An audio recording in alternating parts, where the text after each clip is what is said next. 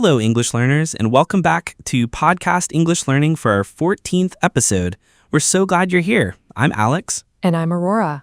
For the best listening experience today, we really recommend using headphones. This will help you catch all the nuances of natural, everyday conversation. Today we are diving into a topic that many learners find surprisingly difficult: small talk. Small talk is the polite, informal conversation you have with people you don't know well, or with colleagues and acquaintances. Exactly. It might seem small, but it's a huge part of daily life in many English-speaking cultures. Knowing how to do it well can help you seem friendlier, build relationships, and make daily interactions much smoother. It's how you break the ice and connect with people. In this masterclass, we will teach you the art of small talk. We're going to listen to two different dialogues showing small talk in two very common situations: at the office with a coworker and with a stranger while waiting for a bus. After the dialogues, we'll break down all the essential phrases. In our strategy corner, we'll discuss the most important rule of small talk, the safe and unsafe topics. And in our cultural corner, we'll talk about why small talk is so important in some cultures. This is your complete guide to mastering those small conversations that make a big difference. Let's get started by listening to our first dialogue, which takes place on a Monday morning in an office kitchen.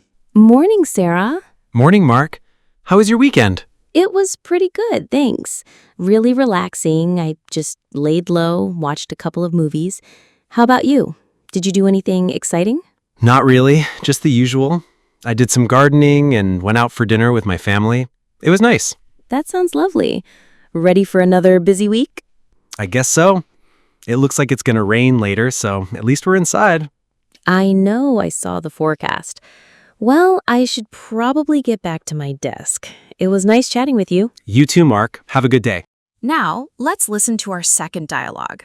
This one takes place between two strangers waiting at a bus stop on a very cold day. Wow, I can't believe this weather. I definitely didn't wear a warm enough coat today. Tell me about it. I thought spring was supposed to be here. This wind is brutal. For sure. Hopefully the bus isn't running late. My commute is long enough as it is. You take the number 42 bus, right? It's usually quite punctual, even in bad weather. Oh, that's good to hear. This is my first time taking this route. I see. Well, it takes you right downtown. Oh, I think that's our bus coming now. Great. Well, it was nice talking to you. Stay warm. You too. And we are back. Two very different situations, but both perfect examples of natural, everyday small talk. Absolutely. They use some fantastic phrases to keep the conversation light and friendly. Let's break down that language now in our language takeaway. Let's start with a key phrase from the first dialogue. I said, my weekend was relaxing, and I just laid low. To lay low is a great idiom that means to relax and not do much, to avoid being very active or social. It's a perfect answer for when you've had a quiet, relaxing weekend at home. Sarah then said she did just the usual. This is another common response, meaning she did the normal things she does every weekend, like chores or spending time with family. In the second dialogue, the stranger used a great phrase to agree strongly. She said, "Tell me about it." This can be confusing. When someone says, "tell me about it," they don't actually want you to tell them more. It's an idiomatic way of saying, I completely agree with you. I have the same feeling or experience. For example, if I say, I'm so tired today, you could reply, ugh, tell me about it. Next, the man mentioned his commute. Your commute is your regular journey between your home and your place of work. You can have a long commute or a short commute. And finally, the woman said the bus is usually quite punctual. Punctual is a fantastic adjective that means happening or doing something at the agreed or proper time, being on time. A punctual person is someone who is never late. These phrases are the building blocks of small talk. Now let's move to our all-important strategy corner, the rules of small talk. This is perhaps the most important part of today's lesson. To have successful small talk, you need to know which topics are safe and which topics are unsafe. Let's start with the safe topics. These are light, general topics that are okay to discuss with almost anyone.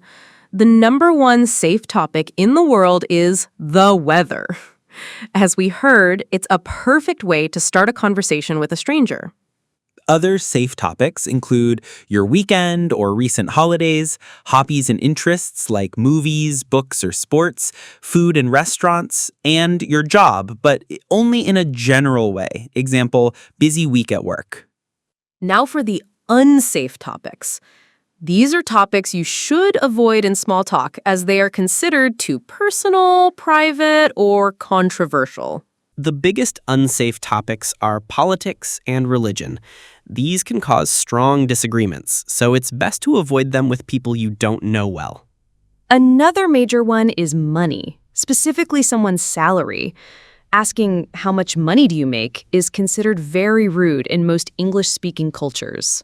You should also avoid very personal topics like someone's age, their weight, their marital status, asking why aren't you married, or detailed personal problems.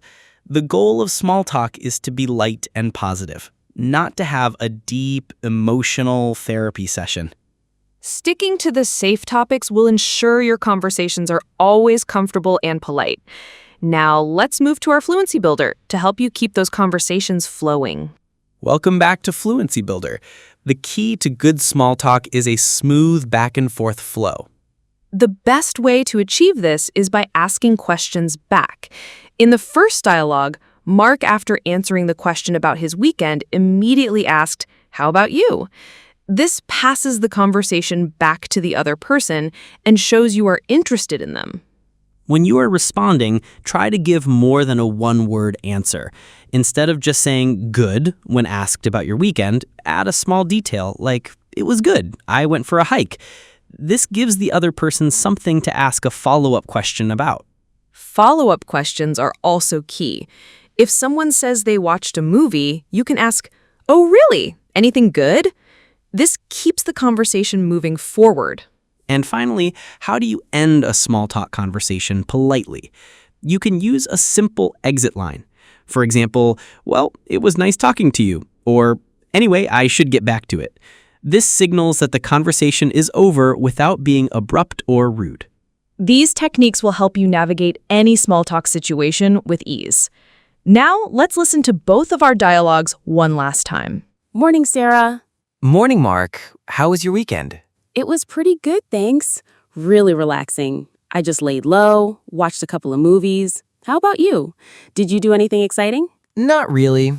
Just the usual. I did some gardening and went out for dinner with my family. It was nice. That sounds lovely. Ready for another busy week? I guess so. It looks like it's gonna rain later, so at least we're inside. I know, I saw the forecast. Well, I should probably get back to my desk. It was nice chatting with you. You too, Mark. Have a good day. Now for the second dialogue at the bus stop. Wow, I can't believe this weather. I definitely didn't wear a warm enough coat today. Tell me about it. I thought spring was supposed to be here. This wind is brutal. For sure. Hopefully the bus isn't running late. My commute is long enough as it is. You take the number 42 bus, right? It's usually quite punctual, even in bad weather. Oh, that's good to hear. This is my first time taking this route. Ah, I see. Well, it takes you right downtown. Oh, I think that's our bus coming now. Great. Well, it was nice talking to you. Stay warm. You too. The biggest unsafe topics are politics and religion. These can cause strong disagreements, so it's best to avoid them with people you don't know well. Another major one is money, specifically someone's salary. Asking how much money do you make is considered very rude in most English-speaking cultures. You should also avoid very personal topics like someone's age, their weight, their marital status, asking why aren't you married, or detailed personal problems. The goal of small talk is to be light and positive, not to have a deep, emotional therapy